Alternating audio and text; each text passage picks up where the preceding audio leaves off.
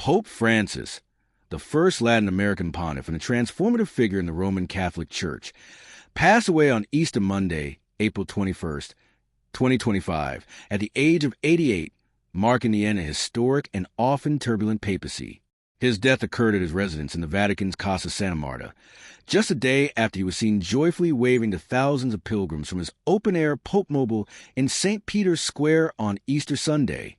Born Jorge Mario Bergoglio in Buenos Aires, Argentina, he became the 266th Pope in 2013 and immediately set himself apart with his humility, opting to live in modest accommodations, carrying his own bag, and rejecting the lavish trappings traditionally associated with the papacy.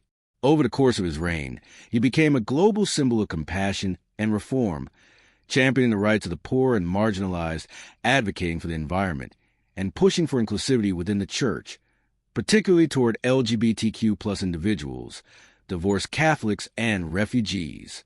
Though his progressive stance endeared him to many, it also stirred resistance from traditionalists within the Vatican who opposed his efforts to modernize the Church. In recent years, his health had become a growing concern, particularly after a serious bout of double pneumonia earlier this year. Yet his sudden death still came as a shock to the world.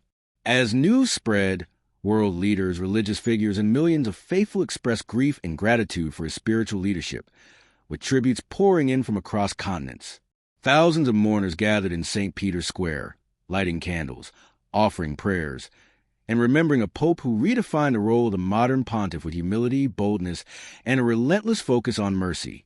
His death marks the beginning of a new chapter for the Catholic Church as the College of Cardinals prepares to elect a successor, one who will inherit not only the way of the papal office, but also the legacy of a man who dared to bring the Church closer to the people, to the poor, and to the present. Around the globe, nations have begun honoring his legacy. In the Vatican, a public prayer service is scheduled for 1930 local time. Argentina, his homeland, has declared a full week of national mourning.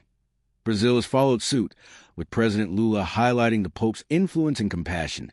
In Austria, church bells will toll across the nation at 1700 hours, followed by a Requiem Mass at Vienna's St. Stephen Cathedral at 1800 hours, and churches are being adorned with black flags. In the United Kingdom, royal residences and the British Embassy to the Vatican will lower the Union Jack to half-mast.